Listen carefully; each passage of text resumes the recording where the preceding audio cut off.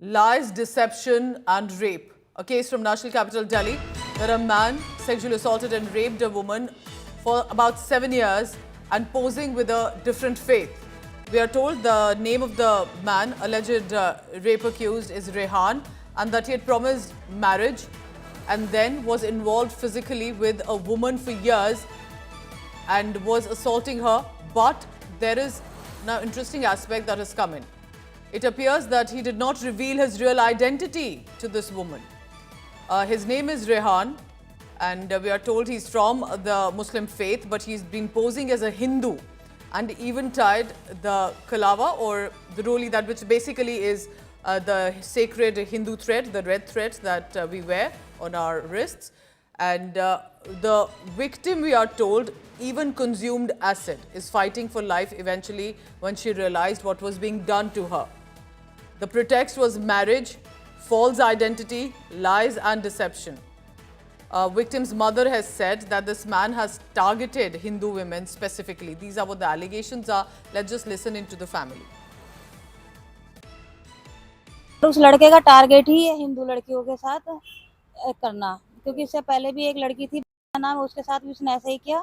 दूसरी मेरी बेटी है, तीसरी लड़की का तो नाम मुझे नहीं पता, और तीसरी लड़की भी है। और इसका छोटा भाई वो भी हिंदू ही लड़की को टारगेट बना रखा है। वो सट्टेबाजी करता है, गुंडागर्दी करता है। पहले दिन 4 लाख रुपए का डिमांड आया था, और उसके 1-2 दिन के बाद वो कह रहे हैं 10 लाख, 5 से 10 लाख रुपए लेके केस रफा दफा कर दो।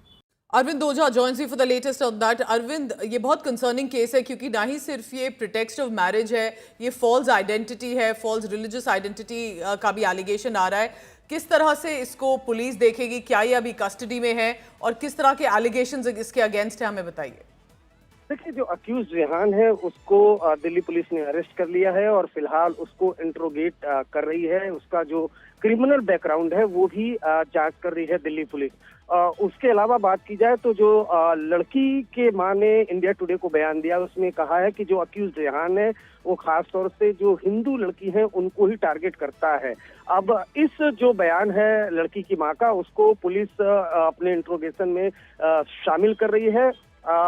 जो फैमिली है उसका आरोप है कि लड़की का अफेयर था रेहान के साथ कई सालों से, और वो शादी का झांसा देकर उसके साथ जो फिजिकल रिलेशनशिप है वो बनाता था। और जब लड़की ने शादी के लिए कहा तो रेहान ने इनकार कर दिया, जिसके बाद लड़की ने एसिड कंज्यूम किया और फिलहाल सफदरजंग अस्पताल में जिंदगी और मौत की जंग लड़ रही है।